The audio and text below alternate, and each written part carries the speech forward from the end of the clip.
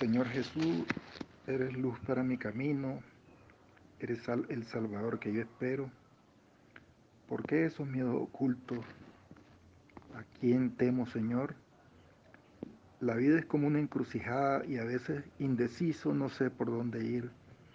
Creo en ti, Señor Jesús, tú eres la defensa de mi vida. ¿Quién me hará temblar? Lo sé de sobra, seguirte es duro. Hay tantas cosas fáciles de conquistar a mi lado.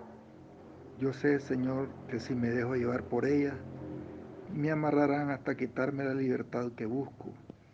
Yo sé que si te sigo y me fío de ti, los obstáculos del camino caerán como hojas de otoño. Padre de la gloria, Padre de misericordia, gracias por darme esta oportunidad de hablarle a mis hermanos de esta escuela acerca de esta parte del catecismo. Creo en Jesucristo, Hijo único de Dios. La buena nueva, Dios ha enviado a su Hijo. Comenzando con el acápite 422, y dice: pero al llegar a la plenitud de los tiempos, envió Dios a su Hijo, nacido de mujer, nacido bajo la ley, para rescatar a los que se hallaban bajo la ley y para que recibiéramos la filiación adoptiva. He aquí la buena nueva de Jesucristo, Hijo de Dios. Dios ha visitado a su pueblo, ha cumplido las promesas hechas a Abraham y a su descendencia, lo ha hecho más allá de toda expectativa. Él ha enviado a su Hijo amado. Nosotros creemos y confesamos que Jesús de Nazaret, nacido judío de una hija de Israel en Belén, en el tiempo del rey de Herodes el Grande y del emperador César Augusto, de oficio carpintero, muerto crucificado en Jerusalén, bajo el procurador Poncio Pilato durante el reinado del emperador Tiberio, es el Hijo eterno de Dios hecho hombre, que ha salido de Dios, bajó del cielo, ha venido en carne, porque la palabra se hizo carne y puso su morada entre nosotros, y hemos visto su gloria, gloria que recibe del Padre como Hijo único, lleno de gracia y verdad, pues de su plenitud hemos recibido todo, gracia por gracia. Lo primero que es necesario al cristiano es la fe. Cristo nos hace hijos adoptivos de su Padre, porque son 4 bienes que recibimos cuando tenemos fe. Tu alma se une con Dios. El bautismo es el primer sacramento de la fe. Es que por la fe comienza en nosotros la vida eterna. Tercero, la fe dirige la vida presente. Esto permite que la fe nos detenga de malas acciones y que hay otra vida que nos incita a hacer el bien y a evitar el mal. Y por último, los 4 bienes. Por la fe vencemos las tentaciones y todo eso proviene de nuestro Padre Celestial. Todo esto nos hace nuestro Padre al venir a hacerse presente entre nosotros. Movidos por la gracia del Espíritu Santo y atraídos por el Padre, nosotros creemos y confesamos a propósito de Jesús: tú eres el Cristo, el Hijo de Dios vivo. Sobre la roca de esta fe confesada por San Pedro, Cristo ha construido su iglesia. Podemos ver en Mateo 16, 18.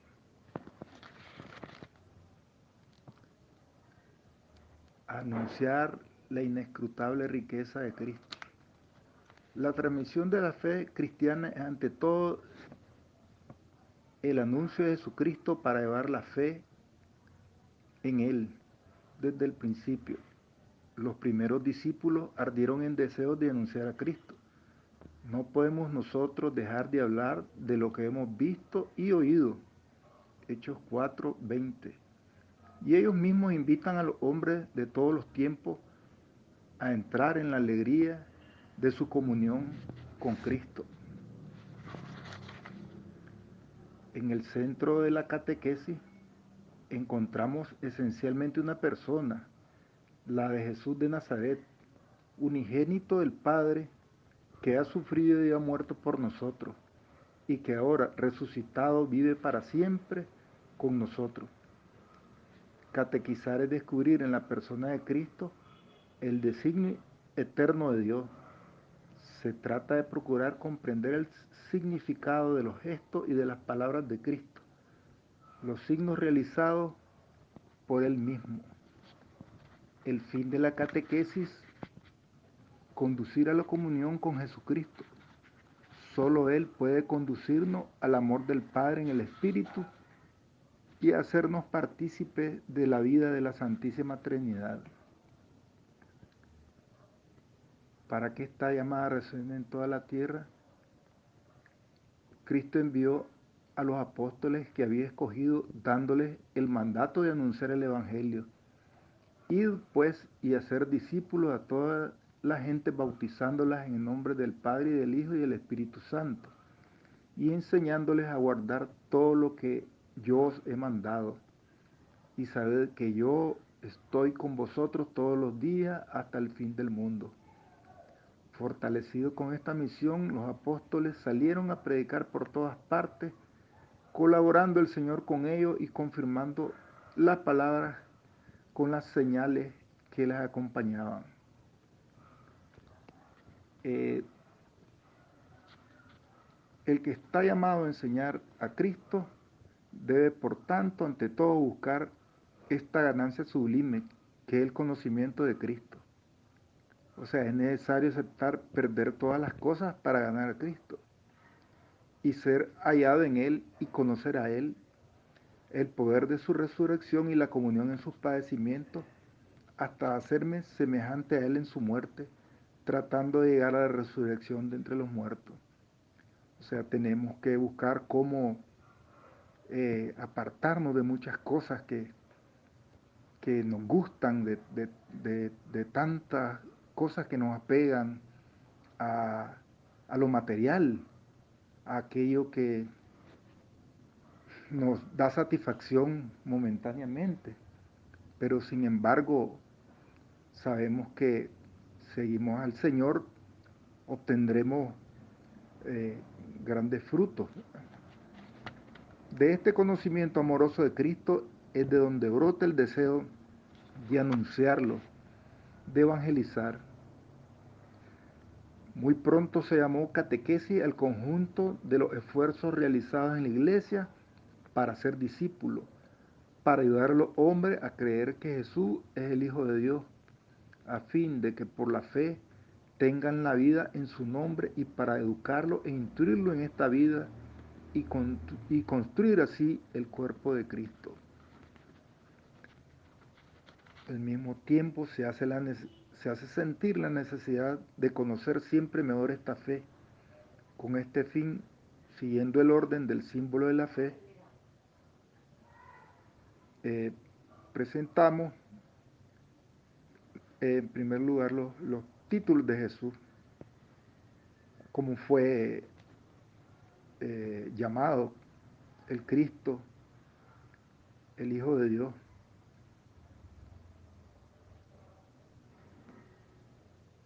La vida de Cristo, los de su encarnación, los de su Pascua y los de su glorificación.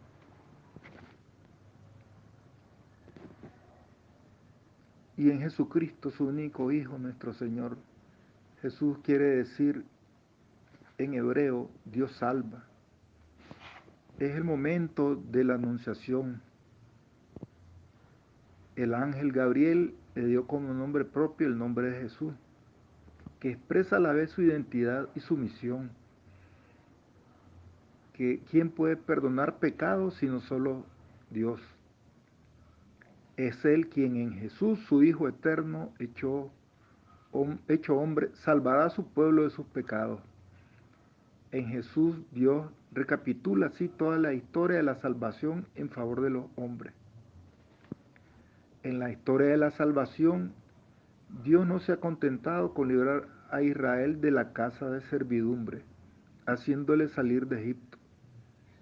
Él los salva además de su pecado, puesto que el pecado es siempre una ofensa hecha a Dios.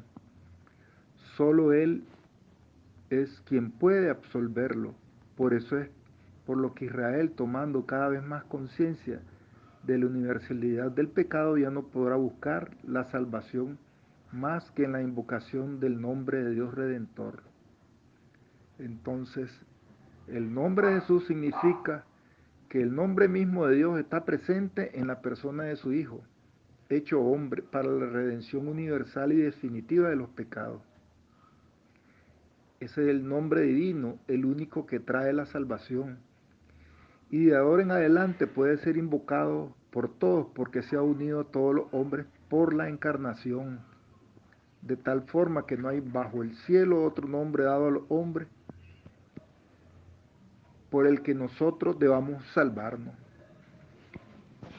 El nombre de Dios Salvador era invocado una sola vez al año por el sumo sacerdote para la expiación de los pecados de Israel, cuando había aperjado el propiciatorio del Santo de los Santos con la sangre del sacrificio. Levítico 16, del 15 al 16. El propiciatorio era el lugar de la presencia de Dios. Éxodo 25 al 22, Levítico 16 al 2, número 7. Cuando San Pablo dice que Jesús, que Dios lo exhibió como instrumento de propiciación por su propia sangre, significa que en su humanidad estaba Dios reconciliando al mundo consigo. La resurrección de Jesús glorifica el nombre de Dios Salvador. A propósito, en cuanto a esto que el sumo sacerdote invocaba el nombre una vez al año, nosotros tenemos ese gran privilegio de tener al Santísimo Sacramento expuesto todo el año. Momento para poder ir a adorarlo, momento para poder alabarlo, bendecirlo. Y cuántas veces nosotros no vamos, no, no ponemos en práctica ese amor por el Señor. Y miren, en el Antiguo Testamento, solo una vez al año podían alabarlo. Sí, es increíble cómo nosotros tenemos ese gran regalo de poder ir siempre y no lo aprovechamos. El nombre de Jesús está en el corazón de la plegaria cristiana. Todas las oraciones litúrgicas se acaban con la fórmula Per Dominum Nostrum Jesus Christum, por nuestro Señor Jesucristo. El Ave María culmina en y bendito es el fruto de tu vientre Jesús. La oración del corazón en uso en Oriente, llamada oración a Jesús, dice: Jesucristo, Hijo de Dios, Señor, ten piedad de mí, pecador. Numerosos cristianos mueren como Santa Juana de Arco, teniendo en sus labios una única palabra: Jesús.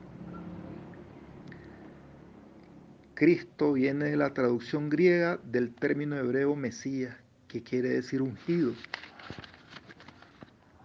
No pasa a ser nombre propio de Jesús, sino porque Él cumple perfectamente la misión divina que esa palabra significa. En efecto, en Israel eran ungidos en el nombre de Dios los que le eran consagrados para una misión que habían recibido de Él.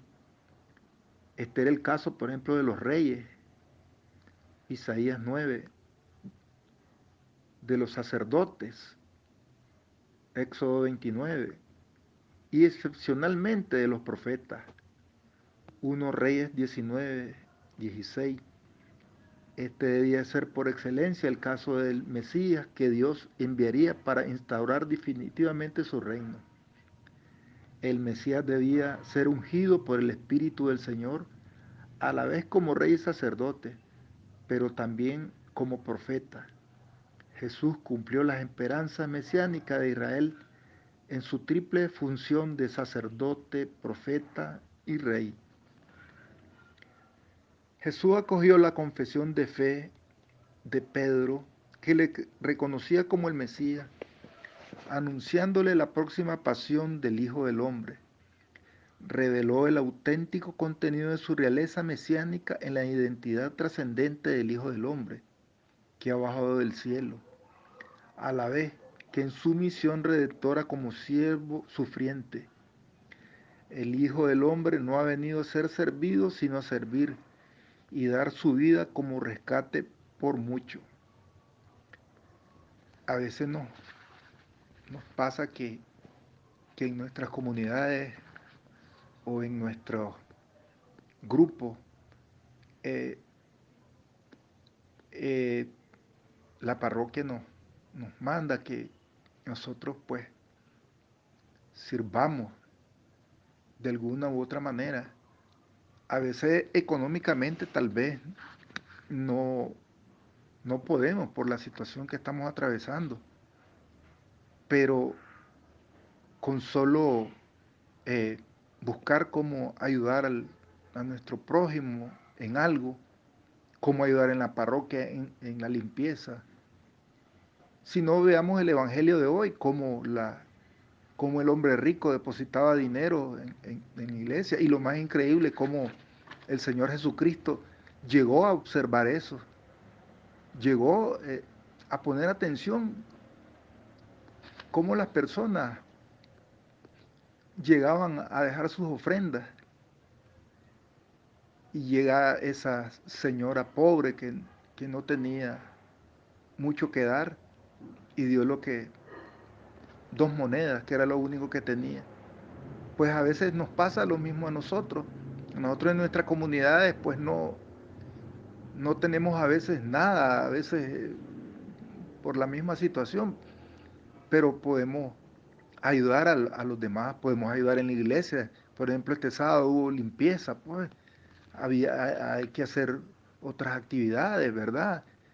Es algo de servicio a como nos dice nuestro Padre. El Hijo del Hombre no ha venido a ser servido, sino a servir. Creo que es parte de nuestro caminar cristiano, ser servidor de los demás. Por esta razón, el verdadero sentido de su realeza no se ha manifestado más que desde lo alto de la cruz. Solamente después de resurrección, su realeza mesiánica podrá ser proclamada por Pedro ante el pueblo de Dios. Recordemos aquel romano que estaba a la orilla de la cruz, ateo, no creía solo creía en sus dioses. Y sin embargo, una vez que muere Jesucristo en la cruz, él dijo que era verdaderamente Dios el que había muerto. Sepa pues con certeza toda la casa de Israel que Dios ha constituido Señor y Cristo a este Jesús a quien vosotros habéis crucificado. Hijo único de Dios. Hijo de Dios en el Antiguo Testamento es un título dado a los ángeles, al pueblo elegido, a los hijos de Israel y a sus reyes. Significa entonces una filiación adoptiva que establece entre Dios y sus criaturas unas relaciones de una intimidad particular. Cuando el rey Mesías prometido es llamado Hijo de Dios, no implica necesariamente, según el sentido literal de estos textos, que sea más que humano los que designaron así a Jesús en cuanto Mesías de Israel, quizás no quisieron decir nada más. No ocurre así con Pedro cuando confiesa a Jesús como el Cristo, el Hijo de Dios vivo. Mateo 16:16. Porque éste le responde con solemnidad: no te ha revelado esto ni la carne ni la sangre, sino mi Padre que está en los cielos. Recordemos pues que le preguntaron a todos los discípulos que quién creía que era Jesucristo, ¿verdad? Que quién creía que era él. Unos decían que era un profeta, otros decían que era Elías.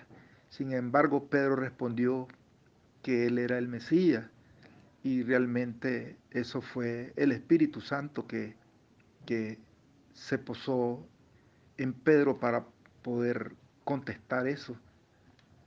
Paralelamente, Pablo dirá a propósito de su conversión en el camino de Damasco: cuando aquel que me separó desde el seno de mi madre y me llamó por su gracia, tuvo a bien revelar en mí a su Hijo para que le anunciase entre los gentiles, y enseguida se puso a predicar a Jesús en la sinagoga, que él era el Hijo de Dios. Este será desde el principio el centro de la fe apostólica, profesada en primer lugar por Pedro como cimiento de la iglesia. Si Pedro pudo reconocer el carácter trascendente de la filiación divina de Jesús, Mesías, es porque éste lo dejó entender claramente ante el Sanedrín a la pregunta de sus acusadores: entonces, ¿tú eres el Hijo de Dios? Jesús ha respondido: vosotros lo decís, yo soy. Ya mucho antes él se designó como el Hijo que conoce al Padre, que es distinto de los siervos, que Dios envió antes a su pueblo, superior a los propios ángeles. Distinguió su filiación de la de sus discípulos, no diciendo jamás nuestro Padre. Bueno, eso es interesante porque él siempre, mi Padre, él siempre dijo mi Padre, salvo para ordenarles: vosotros pues orad así: Padre nuestro que estás en los cielos. Y subrayó esta distinción: mi Padre y vuestro Padre. Los evangelios narran en dos momentos solemnes el bautismo y la transfiguración de Cristo, que la voz del Padre lo designa como su Hijo amado. Recordemos en el bautismo, ¿verdad? Cuando se abren los cielos y dice: este es mi Hijo amado en el que tengo mis complacencias. Jesús se designa a sí mismo como el Hijo único de Dios y afirma mediante este título su preexistencia eterna. Pide la fe en el nombre del Hijo único de Dios. Esta confesión cristiana aparece ya en la exclamación del centurión delante de Jesús en la cruz. Es lo que le había dicho anteriormente: verdaderamente este hombre era Hijo de Dios. Marcos 15:39.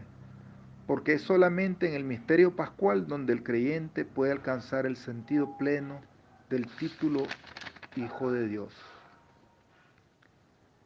El nombre de Jesús, resumiendo, significa Dios salva.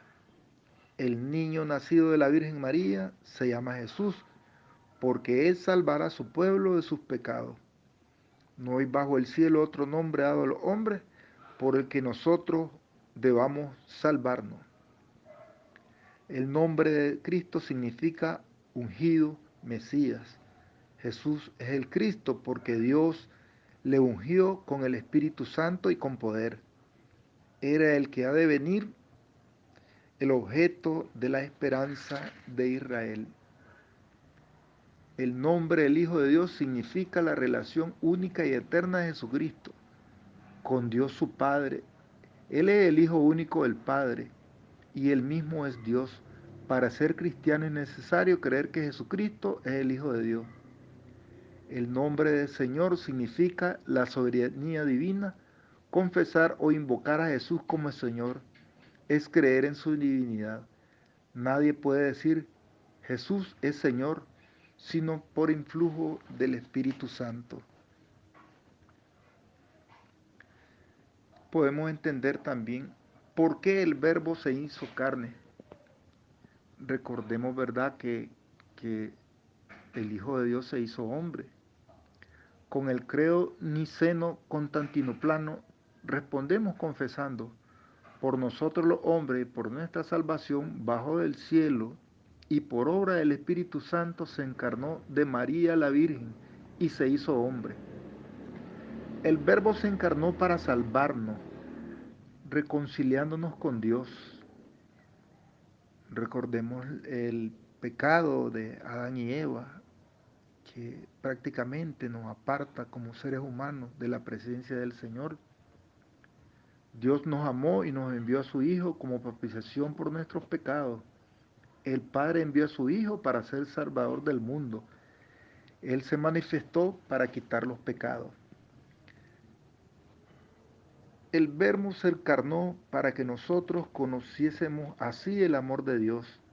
En esto se manifestó el amor que Dios nos tiene, en que Dios envió al mundo a su Hijo único para que vivamos por medio de Él.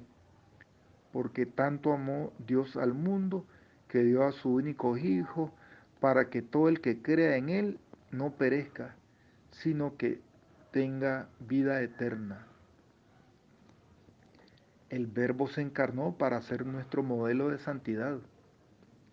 Tomad sobre vosotros mi yugo y aprended de mí. Yo soy el camino, la verdad y la vida. Nadie va al Padre sino por mí. Y el Padre en el monte de la transfiguración ordena: escuchadle. Él es, en efecto, el modelo de la bienaventuranza y la norma de la ley nueva. Amaos los unos a los otros como yo os he amado. Este amor tiene como consecuencia la ofrenda efectiva de sí mismo. El Verbo se encarnó para hacernos partícipes de la naturaleza divina, porque tal es la razón por la que el Verbo se hizo hombre y el Hijo de Dios, Hijo del hombre, para que el hombre, al entrar en comunión con el Verbo y al recibir así la filiación divina, se convirtiera en Hijo de Dios. Recordemos eh, al inicio,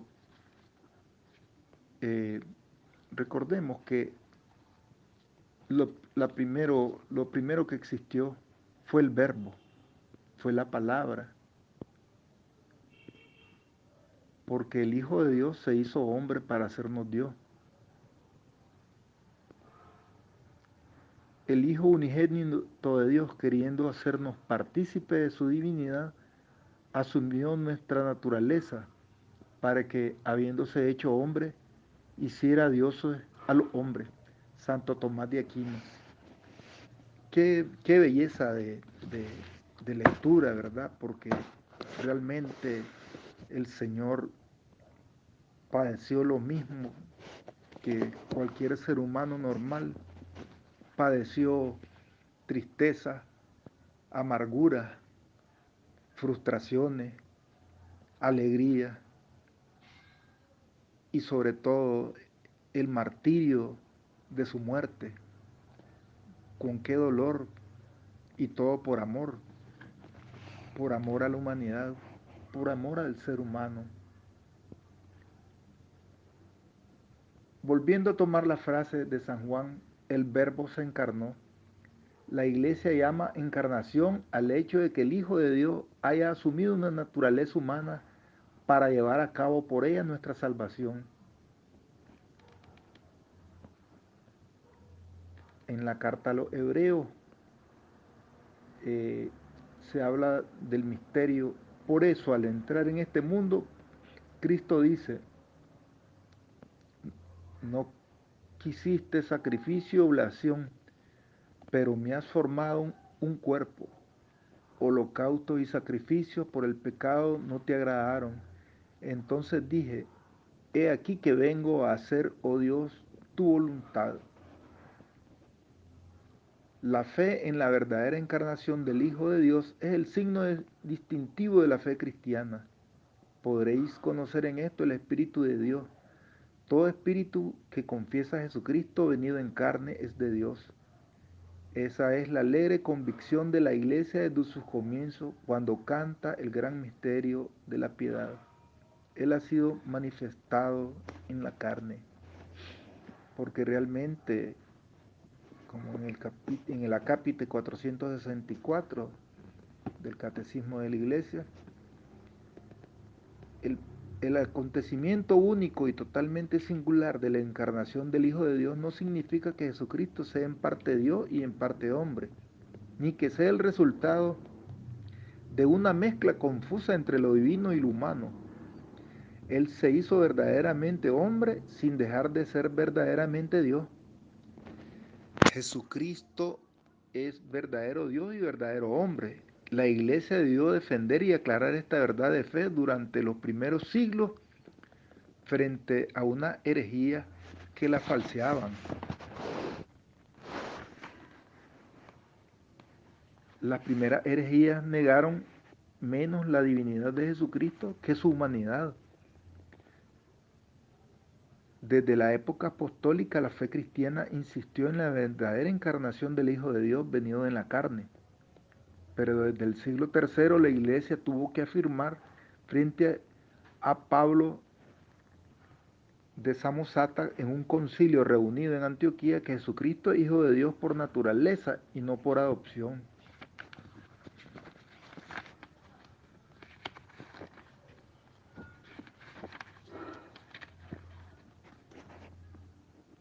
En el momento establecido por Dios, el Hijo único del Padre, la palabra eterna, es decir, el verbo e imagen sustancial del Padre, se hizo carne. Sin perder la naturaleza divina, asumió la naturaleza humana.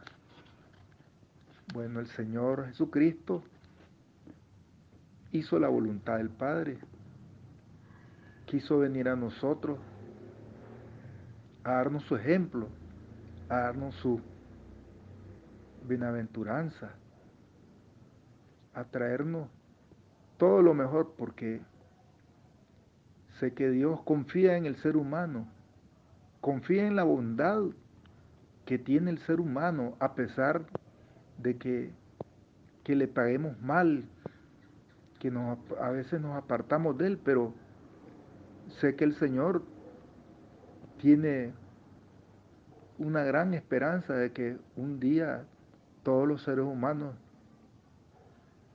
seamos conducidos a su reino, que hagamos su voluntad. Jesucristo es verdadero Dios y verdadero hombre. Es la unidad de su persona divina. Por esta razón, Él es el único mediador entre Dios y los hombres. Jesucristo posee dos naturalezas, la divina y la humana, no confundidas, sino unidas en la única persona del Hijo de Dios. Cristo, siendo verdadero Dios y verdadero hombre, tiene una inteligencia y una voluntad humana perfectamente de acuerdo y sometida a su inteligencia y a su voluntad divina, que tiene en común con el Padre y el Espíritu Santo. La encarnación es, pues, el misterio de la admirable unión de la naturaleza divina y de la naturaleza humana en la única persona del Verbo. Pero no podemos dejar de ver también a nuestra Madre, la Virgen María, y concebida por obra y gracia del Espíritu Santo. La anunciación a María inaugura la plenitud de los tiempos, es decir, el cumplimiento de las promesas y los preparativos. María es invitada a concebir a aquel en quien habitará corporalmente la plenitud de la divinidad. La respuesta divina a su ¿cómo será esto? Puesto que no conozco varón, Lucas 1:34, se dio mediante el poder del Espíritu. El Espíritu Santo vendrá sobre ti. La misión del Espíritu Santo está siempre unida y ordenada a la del Hijo.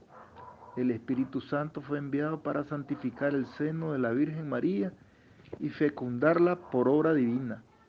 El que es el Señor que da la vida, haciendo que ella conciba al Hijo eterno del Padre en una humanidad tomada de la suya. El Hijo único del Padre, al ser concebido como hombre en el seno de la Virgen María, es Cristo, es decir, el ungido por el Espíritu Santo, desde el principio de su existencia humana, aunque su manifestación no tuviera lugar, sino progresivamente a los pastores, a los magnos, a Juan Bautista, los discípulos. Por tanto, toda la vida de Jesucristo manifestará como Dios le ungió con el Espíritu Santo y con poder. La predestinación de María, Dios envió a su Hijo, pero para formarle un cuerpo, quiso la libre cooperación de una criatura. Para eso, desde toda la eternidad, Dios escogió para ser la madre de su Hijo a una hija de Israel, una joven judía de Nazaret en Galilea, o una virgen desposada con un hombre llamado José de la casa de David. El nombre de la virgen era María. Yo tengo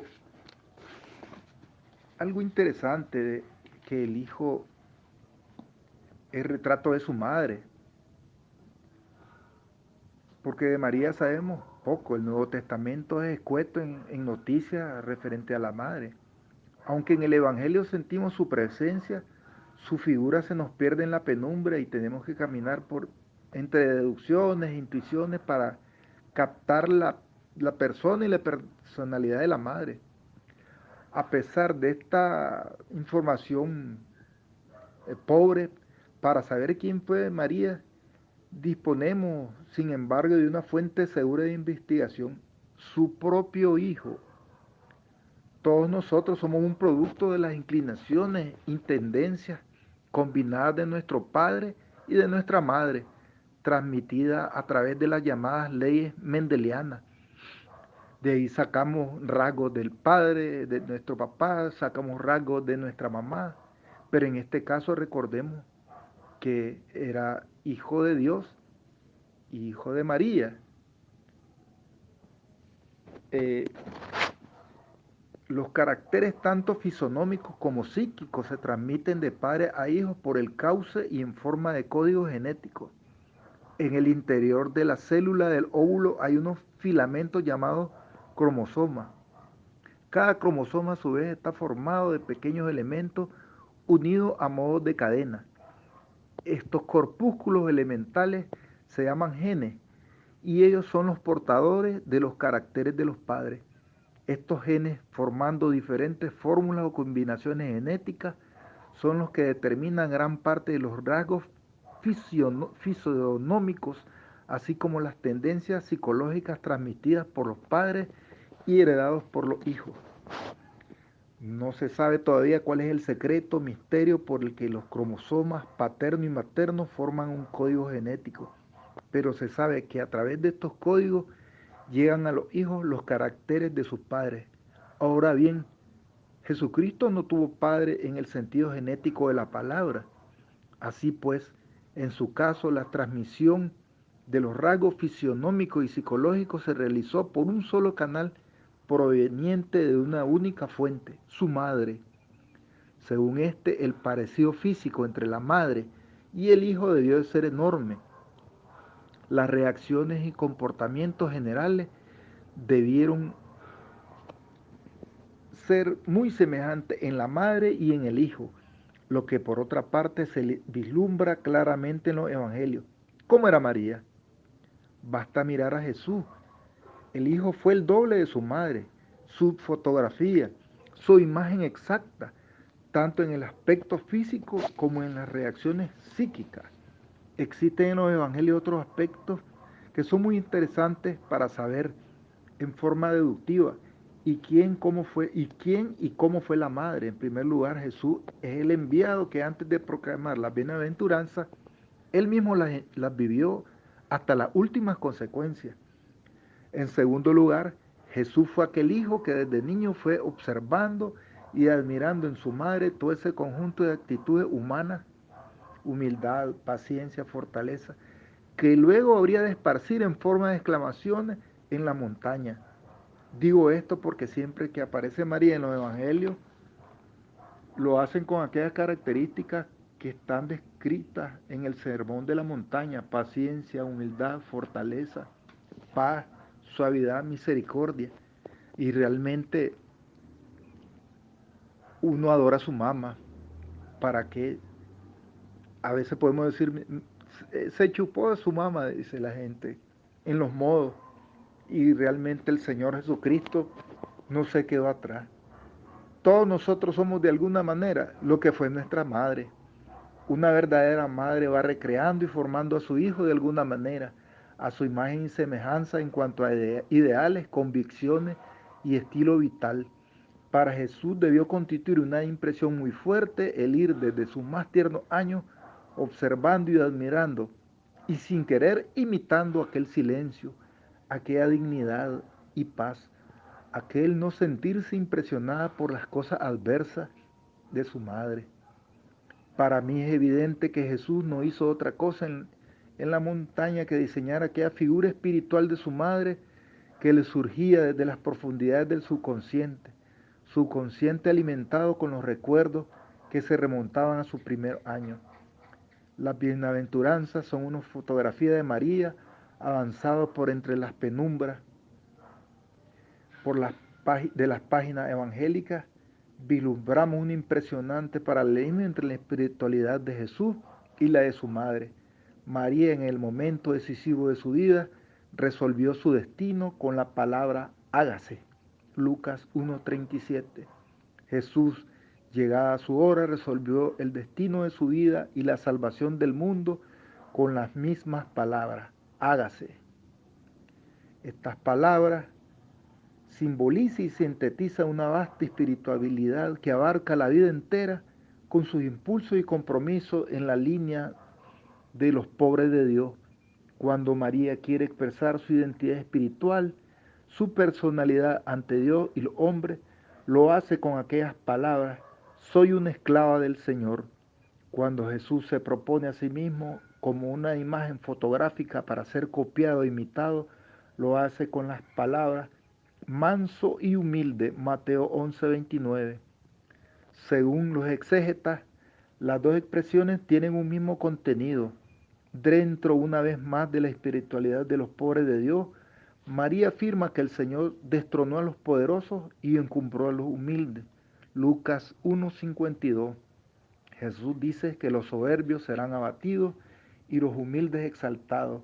De estos y otros paralelismos que se encuentran en los evangelios, podríamos deducir que María tuvo una influencia extraordinaria y determinante en la vida y espiritualidad de Jesús, que mucho de la inspiración evangélica se debe a María como a su fuente lejana, que fue una excelente pedagoga y su pedagogía consistió no en muchas palabras, sino en vivir con suma intensidad una determinada espiritualidad con la cual quedó impregnado su hijo desde niño, y que, en fin, el Evangelio en general un eco lejano de la vida de María.